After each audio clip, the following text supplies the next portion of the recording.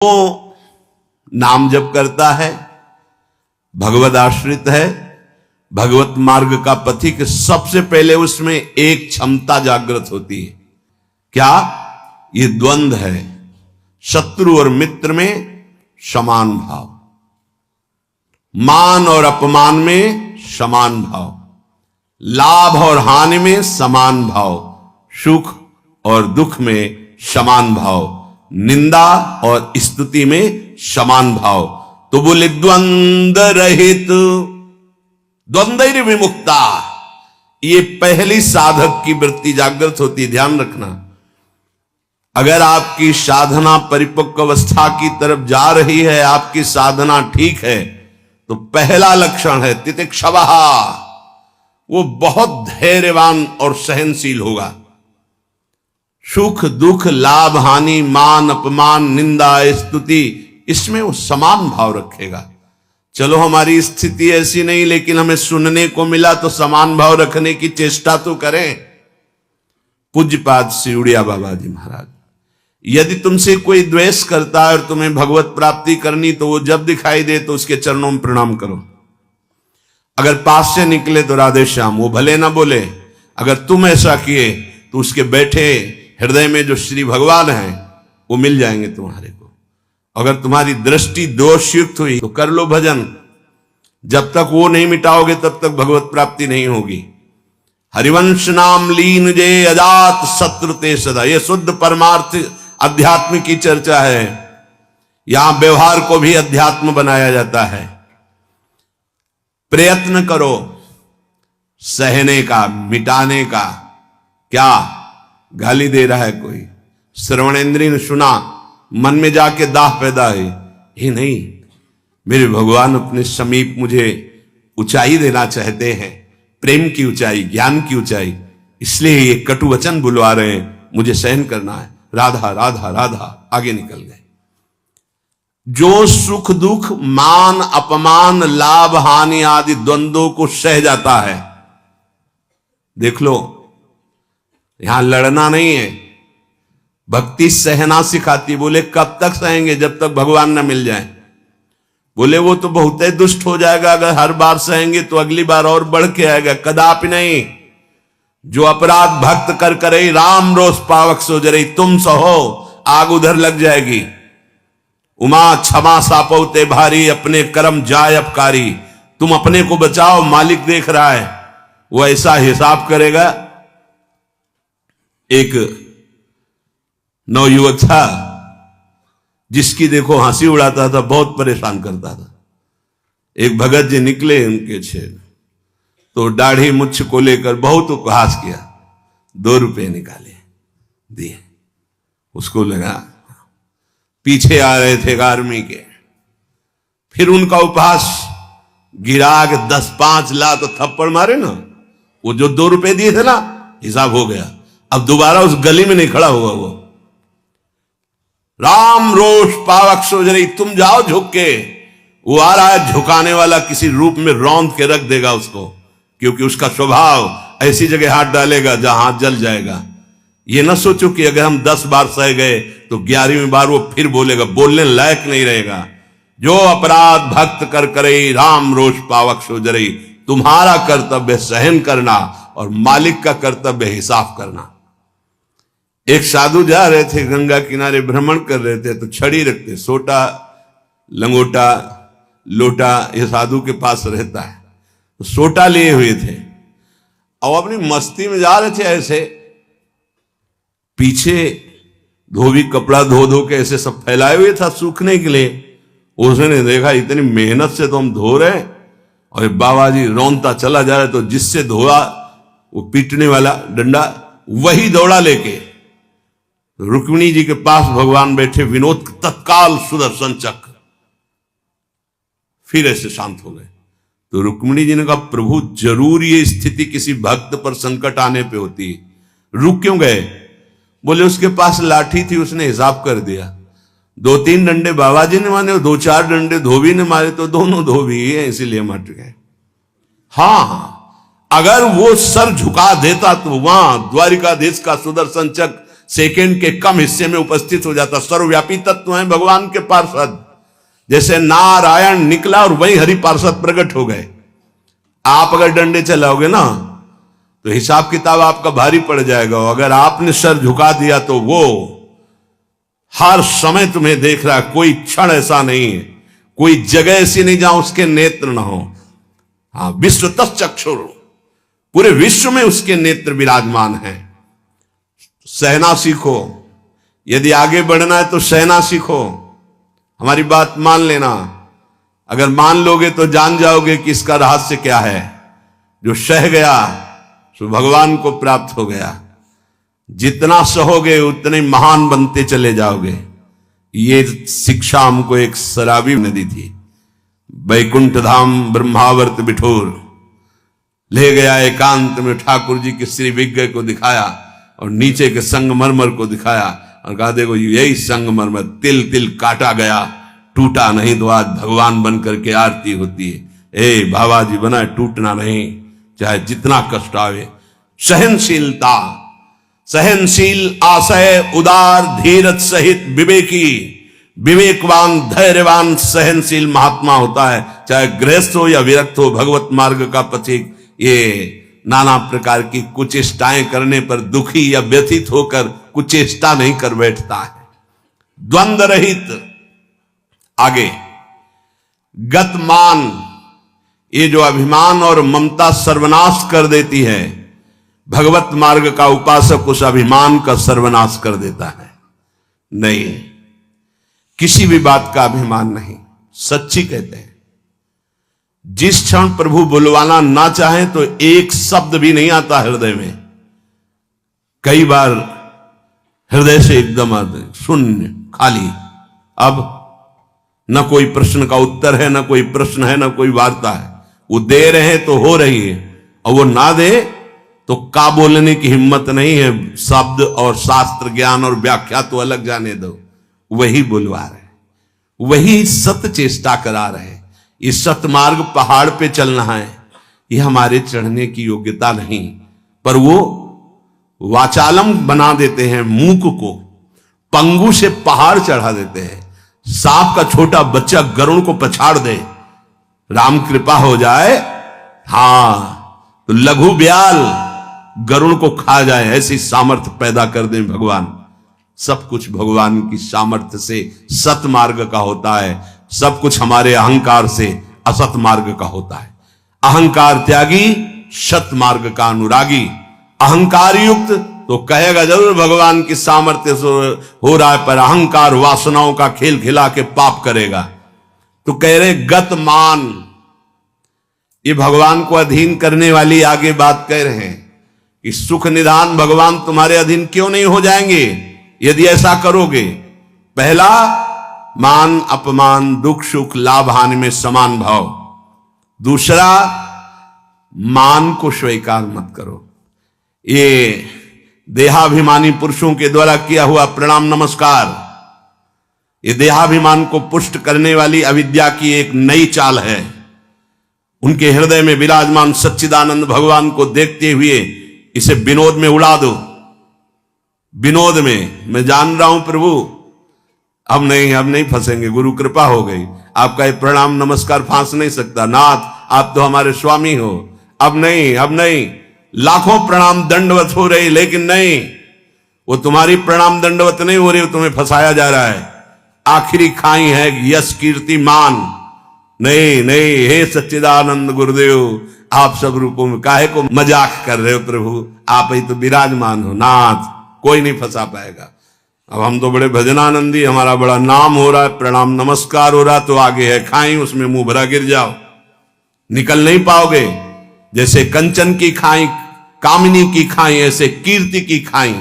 तो गत मान, सबहि मान प्रद आप मानी, सबके चरणों में बंधन भक्ति, मेरे नाथ इन सब रूपों में विराजमान। वो प्रणाम कर रहे हैं, नमस्कार कर रहे हैं, वो जय बोल रहे हैं, ये उनकी महानता है। वो अपने हृदय की स्थिति के अनुसार बर्ताव कर।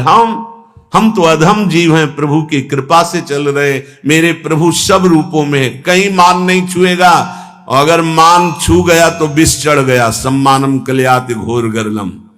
ये मान रूपी जहर केवल गुरु कृपा से ही दूर होता है। एक ही जगह इस मान की धुलाई होती, दूसरी जगह नहीं। और दूसरी जगह तो आप जहां भी जाओगे वैष्णव चिन्ह देख के सम्मान होगा। एक है घाट, गुरु घाट, जिनमें इसकी धुलाई होती है, वहां कोई भी तुम्हारी चतुराई नहीं चलेगी, कोई भी गुण नहीं चलेगा, कोई भी प्रभाव नहीं चलेगा। वहां धुल के रख देते हैं इस मान को। और जहां मान धुला और दैन्यता आई तो हरिकंठ लगा लेते हैं, भगवान उसे अपने समीप रख लेते हैं। बलिहारी गुरु आपने, जिन्होंने मान को मिटिया मेट कर दिया। बलिहारी कभी नहीं सुधरता है मान का स्वभाव। ये गुरुदेव, इसीलिए गुरुदेव के हाथ का खिलौना कोई बिरला ही बनता है। अहंकार के हाथ के खिलौने तो सब बने हुए, जैसी चाबी भरता है अहंकार वैसे ही खेल हो रहे। लेकिन कोई गुरुदेव के हाथ का खिलौना विशेष लाडला होता है। भर दी चाबी, अब उसके हृदय में खेल चल रहा है निकुंज का। मान का त्याग करा करके दैन्यता का भाव प्रकाशित करना, ये प्रेमी महापुरुष सदगुरुदेव की कृपा से होता है। गत मान, आगे ज्ञान रथ। ज्ञान किस बात का? एक क्षण भी प्रभु का स्मरण न छूटे, इससे बड़ा कोई ज्ञान नहीं। बात पकड़ लो। तुम्हें कुछ आता हो या ना आता हो, बस राम कृष्ण हरि राधा राधा बोलना आता है, इससे बड़ा कोई ज्ञान नहीं है। ये भगवत स्मृति है। यस्य स्मरण मात्रेण जन्म संसार बंधनात् विमुच्यते नमस्तस्मै विष्णवे प्रभु विष्णवे। जिनका स्मरण मात्र जन्म मरण बंधन से मुक्त कर देता है। राधा राधा कृष्ण कृष्ण। ज्ञान रथ, जब आप नाम जप करेंगे तो स्वाभाविक सच्ची मानिएगा इस शरीर से प्यार खत्म हो जाता है। ये बहुत व्यवस्थित भगवान की कृपा से चलता है, पर इससे राग नहीं रहता। पुराने कपड़े से जैसे तुम्हारा कोई राग नहीं रहता, फेंक देते हो कूड़ा में, ऐसे ही इस शरीर से ज्ञान रत उपासक को कोई संबंध नहीं रहता। बिल्कुल समझ लेना। जैसे कबाड़ में पड़ी हुई गाड़ी से ध्यान आएगा, ऐसे गया, पर आपकी रति नहीं होगी क्योंकि बेकार हो गई है। ऐसे हर समय उपासक की दृष्टि में गाड़ी, ये जो पांच भौतिक गाड़ी, ये केवल भगवत प्राप्ति के लिए है। अगर ज्ञान प्रकट हो गया तो इससे कोई रति नहीं रहती। इससे कोई अपना शरीर का राग मिट जाना ही सब ज्ञान है। भगवान नाम में रुचि हो जाना ही सब ज्ञान है। बस दो बात समझ लो, जितना इससे तुम प्रेम करोगे उतना ही पापाचरण होगा, और जितना नाम से प्रेम करोगे उतना ही इससे वैराग्य होगा, और आप दिव्य उन्नति को प्राप्त हो जाएंगे। ज्ञान रथ, सच्चा ज्ञान। मैं भगवत स्वरूप हूं, ये मैं शब्द अंतःकरण से निकलता है। बस स्वरूप हूं है, मैं के साथ हूं है नहीं तो स्वरूप, बस स्वरूप। मैं स्वरूप हूं, ये अंतःकरण धर्म से निकल रहा है, और केवल है स्वरूप, ये है। वहां कोई और शब्द नहीं जुड़ता, न मैं न हूं, वो है, वही है, वो भी खत्म, केवल है। यह है पूर्णता, ज्ञान की पूर्णता, भक्ति की पूर्णता है। कौन? गोविंद, गुरुदेव, किशोरी जी है। बिरत खटाई नाना कस, जैसे कुछ धातुएं होती, उनमें खटाई डालते तो बहुत जहरीली हो जाती है, ऐसे ही उपासक को हर भोग दिखाई देता है जहरीला। ब्रह्मादिक के भोग सब विषम लागताई, तो कहे फिर सुख क्या उसको मिलता होगा? गांव में जब गुड़ बनाया जाता है तो ऊपर का जो फेन निकलता है ना, गांव के जो गरीब लड़के होते हैं दौड़ के वो चाटते हैं, बड़ा मीठा अच्छा लगता है। कहीं उनको रबड़ी मिल जाए तो उसकी तरफ देखेंगे क्या? नहीं देखेंगे, क्योंकि अब उससे बहुत कई गुना बढ़कर के आनंददायक वो रबड़ी मिल गई। जैसे निर्मल विशाल मृदु जल का जलाशय मिल जाए तो छोटे छोटे गंदे गड्ढों की याद नहीं आती, ऐसे सच्चिदानंद भगवान का सुख स्फुरित होता है जब, ते गंदे विषय विष की तरह दिखाई देते। ब्रह्मादि के भोग सब विषम लागता है। तो बोले उस उपासक के हृदय में इतना वैराग्य हो जाता है जैसे वमन, खाने का मन नहीं होगा, विष्ठावत मलवत त्याग, मल त्याग के बाद कोई अहंकार नहीं होता, अर्थात वो त्यागी भी है और अहंकार का त्यागी है। जैसे इसमें कहा बीरत खटाई नाना कस, जैसे काश आदि जो पात्र हैं इनमें खटाई पड़ जाए तो बहुत जहरीली हो जाती है। बोले ऐसे ही ये सारे विषय उसे जहरवत दिखाई देते हैं। इसीलिए जो विषय प्रिय लग रहे हैं उनसे पिंड छुटाना हो तो भगवान को अर्पित करके भोग लगा के पाओ। गंदे विषय भगवान को भोग लगाए नहीं जाते। अगर कोई भी प्रिय पदार्थ है आपका कि ये तो हमें बहुत पसंद है, तो उससे पहले 20 मिनट प्रभु को भोग लगाओ और थोड़ा प्रसाद लेके बांट दो। कोई और ना हो तो पशु पक्षियों को बांट दो, राग खत्म हो जाएगा, पक्का राग खत्म हो जाएगा। ये गुरुजनों के अनुभव की बात है। कुछ ऐसे पदार्थ होते हैं, पूज्य राधा बाबा भाई जी से कहा कि सब ठीक है आपकी कृपा से, पर मिठाई देखते ही प्रीता बढ़ जाती, तो क्या अभी हमारा राग है मिठाई में? भाई जी हर समय बाबा की मनोवृत्तियों को देखने वाले महापुरुष, तो उनका नहीं, तुम्हारी स्थिति में मिठाई का राग नहीं है, ये स्वभाववश शरीर की आवश्यकतावश पूर्व अभ्यास रहा है। तो ऐसा हो जाता है कि जैसे सब पदार्थ रखा है, जो प्रिय है उसे उठा लिया और पाने लगे, उसका कोई राग नहीं है, स्वभाववश तुम्हारे शरीर को आवश्यकता है तो स्वभाव बन चुका है, पर राग नहीं है। पर अपने लोगों की स्थिति नहीं है, अपने लोगों का राग है। हमें जो राग है सच्ची मानो गुरुजनों की आज्ञा पे चले तो नष्ट हो जाएगा। जो प्रिय से प्रिय वस्तु लगे 20 मिनट भोग लगाना, दिखाना नहीं केवल, क्योंकि होगा ना कि गरम गरम पकौड़ा और चटनी हो सब दिखा लो तो श्री जी को पालो, नहीं, रसेंद्री को नहीं, श्री जी को पवाओ और इसके बाद एक पकौड़ा चटनी आप लो, बका दूसरे को दे दो, आप अपना पेट भरो रोटी से। आप देखो ना आपकी रसेंद्री बस में, रसेंद्री बस में हुई हर इंद्री बस में हो जाएगी। यहां कह रहे बीरत खटाई नाना कस, ये नाना प्रकार के भोग भोगते समय बहुत व्यतीत हो गया। उस उपासक को ये विश्वत नजर आते हैं जिसको भगवत प्राप्ति की चाह होती। तो बोले सुख निधान सुजान कौशलपति वे प्रसन्न कहू क्यों न होई बस। यदि ऐसे चलोगे तो भगवान बिना बुलाए आपके पास आ जाएंगे। कैसे? द्वंद्व रहित, मान अपमान निंदा स्तुति समान भाव से सह जाओ। गतमान, कोई सम्मान करे स्वीकार मत करो, उसके भोक्ता मत बनो। ज्ञानरत, ये शरीर नष्ट हो जाएगा, तुम अविनाशी हो। विषय विरत खटाई नाना कस, जितने भोग हैं इनमें कोई सुख नहीं है। और फिर जैसे देह गे से प्यार करते ऐसे प्रभु से प्यार करने लगे। तो कह रहे प्रभु अपने आप आपके अधीन हो जाएंगे। सर्वभूत हित निर्व्यलीक चित भगति प्रेम दृढ़ नेम एक रस। तुलसीदास यह होई तबहि जब द्रवे ईश जेहि हतो शीस दस। भगवान जिसको अपना बनाना चाहते हैं तो उसके हृदय में एक बात प्रकट होने लगती है, कैसे सबको सुख पहुंचाऊं। सर्वभूत हित, ये बात, ये लक्षण है भक्त का।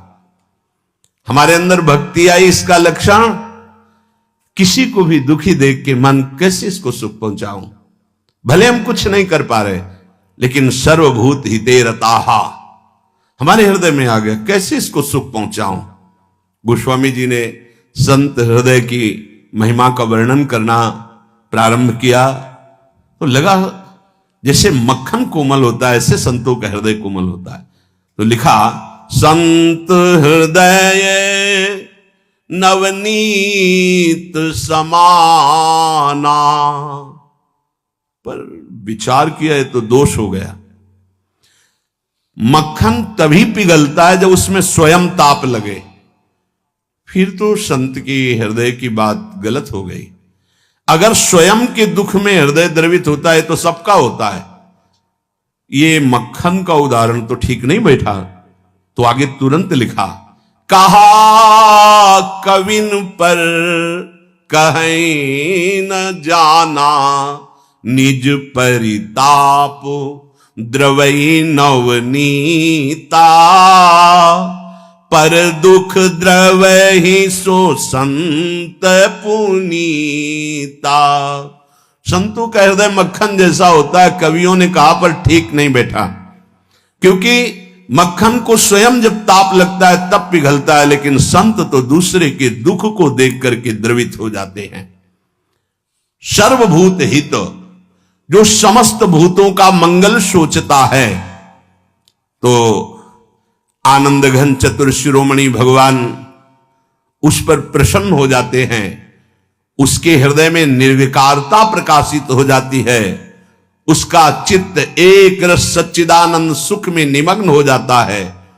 तुलसीदास जी कहते हैं, ये सौभाग्य उसी को मिलता है 10 शीश का हनन करने वाले भगवान जिस समय जिस जीव पर कृपाल होते हैं तो सत्संग मिलता है, और सत्संग से ये सब प्राप्त हो जाता है। अगर हमें नाम ऐसा प्रिय लगने लगे तो सब लक्षण आ जाएंगे। भगवान से भी बढ़कर के भगवान का नाम। ये शाम के कल बहुत इसका चिंतन होता रहा। बार बार हृदय आह्लादित होता था कि गजब की निष्ठा, नाम की गजब की निष्ठा। ध्यान पूर्वक सुनिए, हर शिकायत खत्म हो जाएगी। प्रिय राम नाम ते जाही न रामो। बड़ा सुख मिलता है। जैसे शब्द है ना, उनमें डुबकी लगाओ, एकदम निहाल कर देते हैं। प्रिय राम नाम ते जाही न रामो, ताको भलो कठिन कलिकाल हूं, आदि मध्य परिणामो, प्रिय राम नाम ते जाही न रामो। ये बैठा लीजिए, ये जीवन की सार बात। पद तो गोस्वामी जी का कई बारे, लेकिन इससे पहले महामहिम पूज्य श्री भाई जी हनुमान प्रसाद पोद्दार जी के द्वारा ये बात मिली थी। जीवन में पहली बार ये बात पूज्य भाई जी के द्वारा मिली थी कि अगर तुम्हारे सामने भगवान आ जाए, उनके दर्शन कर रहे हो, नाम छूट गया, तो हमें नहीं चाहिए ऐसे भगवान जिससे हमारा भगवान का नाम छूट जाए। ये भाई जी की बात। फिर पद मिला बहुत काल के बाद। ये कल पुनः इसका कृपा करके गोस्वामी जी ने दर्शन कराया और चिंतन कराया। बेपरवाह, अद्भुत मस्ती है इस बात में।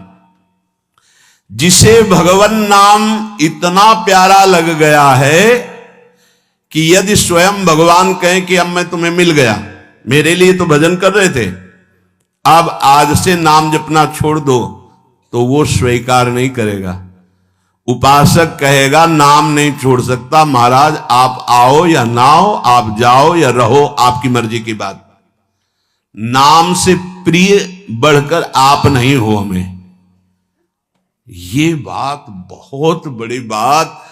जब भगवान की बात आ गई तो ये भोगों की बात क्या रह जाएगी भाई। ये पद प्रतिष्ठा रुपया पैसा, अभी नाम का स्वाद ही नहीं चखा। ये ताको भलो कठिन कलिकालो, आज मध्य परिणामो। आज कल परसों हर समय परमानंद बना रहेगा। एक कलयुग कुछ नहीं बिगाड़ सकता। यदि जिह्वा में ऐसा प्यार उदय हो गया कि मुझे नहीं चाहिए और कुछ, जो हमें नाम छोड़वा दे वो कुछ संसार की पद प्रतिष्ठा तो जाने दो, हमें भगवान से भी नहीं मिलना। यदि वो आ जाए और नाम छूट जाए तो मुझे उनका आना नहीं। प्रिय राम नाम ते जाही न रामो। ये बहुत बड़ी बात है, ये जनसाधारण नहीं समझ सकते, बहुत बड़ी बात। कैसे छूटेगा फिर नाम? सोचो कैसे छूटेगा, आग लग जाएगी कि ओहो, जिस नाम के बराबर नामी से मिलन की भी बात नहीं कही गई, उस नाम को हम चंद विषयों में, तुच्छ विषयों में, तुच्छ व्यक्तियों के मायाजनित संभाषण में छोड़ देते हैं। हमारी कहां की निष्ठा? गोस्वामी जी कह रहे हैं, प्रिय राम नाम ते जाहि न रामो, बार बार इसलिए करें, बैठा लो, सकुचत समुझी नाम महिमा,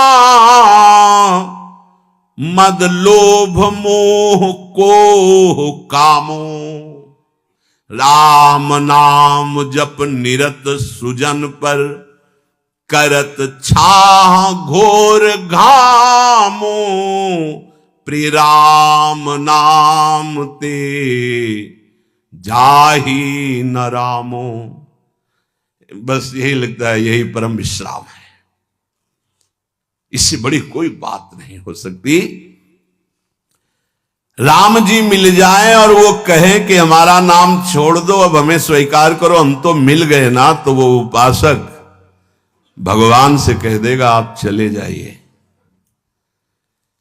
जिस नाम के बल से आप हमारे पास आए उस नाम को मैं नहीं छोड़ सकता, आप कभी मत दर्शन देना, कभी मत आना, आप हमें हर दुख देना, पर मैं नाम नहीं छोड़ सकता। ये बात पकड़नी, ये बात पकड़नी, पकड़ लो, सब कुछ तुम्हारे अधीन हो जाएगा। मुझे आपसे मिलने की आवश्यकता नहीं है यदि नाम छूट जाए तो। यही भाई जी लिखा था प्रियालाल के लिए, राधा कृष्ण के लिए। सबसे पहले भाई जी की बात तो थोड़ी देर तो विचार चलता रहा इस विषय का कि नाम साधन है और साध्य है प्रभु। जब प्रभु को हम देख रहे हैं तो नाम भूल गए तो कौन सी बड़ी बात है, क्योंकि नाम का फल तो प्रभु ही थे ना। उस समय समझ में नहीं आया, बाद में समझ में आया उन्हीं महापुरुषों की कृपा से, जो आज गोस्वामी जी कह रहे हैं कि यदि कोई कहे कि तुम्हें राम मिल जाएंगे, या राम जी ही कहे कि मैं मिल जाऊंगा, मेरा नाम छोड़ दो, तो उपासक का हृदय कहेगा नाम जापक का कि यदि आपके मिलने से नाम छूट जाता है तो आप कभी हमसे मत मिलिए, मुझे आवश्यकता नहीं आपसे मिलने की। यदि मेरा गुरु प्रदत्त नाम छूट जाए तो आपके मिलने की आवश्यकता नहीं। उसका नाम ऐसे चलता है हृदय में, श्वास में, जिह्वा में, रोम रोम में, ऐसा अपार प्रेम उसके हृदय में प्रकट होता है, ऐसी मतवाली मस्ती होती है कि भगवान उसे कभी छोड़ ही नहीं सकते। इस कराल कलिकाल में आदि प्रारंभ, मध्य और अंत, कभी किसी का कल्याण हुआ है या हो रहा है या होगा तो ऐसे नाम प्रेमी का होगा। ये आदि मध्य परिणामों, अगर नाम जब चल रहा है तो जो पीछे महापुरुष हुए हैं, जो अब हैं, जो आगे होंगे, वो नाम के प्रभाव से ही है। नाम की महिमा इतनी अपार है, ध्यान दीजिए, अभिमान, लोभ, अज्ञान, क्रोध, काम, ये उसके हृदय में ही नहीं रह जाते जिसके निरंतर नाम चलने लगता है। ये सब सकुचाकर भाग जाते हैं, जैसे किसी महान बलशाली को देखकर छोटे मोटे योद्धा गर्दन झुका के भाग जाते हैं। ये काम आदि दोष उन्हीं को परेशान करते हैं जिनके नाम नहीं चल रहा। सच्ची मानिए, मान लीजिए, विश्वास कर लीजिए, बहुत बड़े लाभ की बात है नाम। सामने ही ये सर ऊंचा नहीं कर सकते। कौन? बोले नाम महिमा का ऐसा प्रभाव, मद, अभिमान, लोभ, भोगों का, पैसे का, पद का, मोह, परिवार का, क्रोध, नाना प्रकार की प्रतिकूलताओं से प्रकट होता है, और काम, ये गर्दन झुका के भाग जाएंगे यदि तुम्हारे निरंतर नाम चल रहा है। वो हम ये छोड़ नहीं पाते, नहीं छोड़ पाओगे। ये भगवत शक्ति से संपन्न योद्धा हैं। नाम नाम चल रहा है, भाग जाएंगे। नई अवस्था ठाकुर हरिदास जी की, बस नाम चल रहा है, 3 दिन प्रयासरत रही, स्वयं भक्त बन गई, उनके हृदय में कोई फर्क नहीं पड़ा। क्यों? क्योंकि नाम चल रहा है। जो नाम जप करता है, बहुत महिमा की बात कह रहे हैं, राम नाम जप निरत सुजन पर करत छाह घोर घामो। घोर धूप में भी वो धूप छाह से भी बढ़कर शीतल बन जाएगी नाम जापक को। अर्थात घोर विपत्ति, घोर प्रतिकूलता उसके लिए भारी अनुकूलता और मंगल बन जाएगी, जिसकी जिह्वा पे नाम चल रहा है। यदि कोई कहे कि हमने नाम के प्रभाव से पत्थर में कमल उदित होते देखा है, तो आश्चर्य मत मान लेना, बहुत छोटी बात है ये। कह रहे हैं नाम प्रभाव सही जो कहे को, शिला सरोरुह जामो। जो सुन सुमेरी भाग भाजन भई, सुकृतशील भील भामो। यदि कोई तुम्हें ऐसा कह दे कि हमने देखा है पत्थर में कमल खिल गया, असंभव, तो तुम मान लेना कि वो नाम जापक ऐसा हो सकता है। नाम जापक कुछ भी कर सकता है, क्योंकि नाम में कर तुम अकर तुम अन्यथा सब सामर्थ्य विराज। जो बिल्कुल नहीं हो सकता वो भी हो सकता है, अन्यथा कर तुम। जैसे जहां सुई का धागा जाना छेद में बहुत कठिन होता है सुई के, वहां से अनंत ब्रह्मांड भगवान पार कर सकते हैं, और उन भगवान को अधीन करने वाला नाम है, सब ठीक हो जाएगा, सब कुछ हो सकता है। नाम की महिमा समझ करके ये तुम्हारे काम क्रोध लोभ मोह मद मत्सर्य सकुचा कर भाग जाएंगे, सामने नहीं आएंगे। भारी से भारी प्रतिकूलता दुख तुम्हारे लिए आनंद प्रदान करने वाली बन जाएगी यदि आप नाम जप कर रहे हो। महान दुख सुख बनकर तुम्हारे को कभी छोड़ेंगे ही नहीं।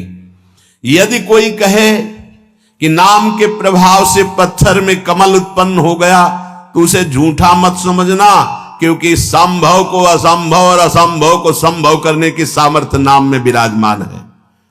जिस नाम का स्मरण करके भीलनी जगत बंदनी सबरी जी हो गई और भगवान उनके जूठे बेर खाए, तुम्हें विश्वास नहीं है? उस नाम पर परम भाग्यवती पुण्यमयी ब्रह्म ऋषियों से भी पूजनीय माता सबरी हो गई। और ऐसे जो सीधा राम राम नहीं बोल पा रहे थे, मरा मरा मरा मा, वो भगवान के अवतार के पहले भगवान की लीला लिखने की योग्यता प्राप्त कर ली। जो अपने भाव से भगवान नारायण नहीं पुकार रहा था, अपने पुत्र को पुकार रहा था, उसे परम पद प्राप्त हो गया। इसलिए उल्टा कुभाव से, किसी संबंध से, कैसे भी जिसने भगवान के नाम का उच्चारण किया उसका मंगल ही मंगल।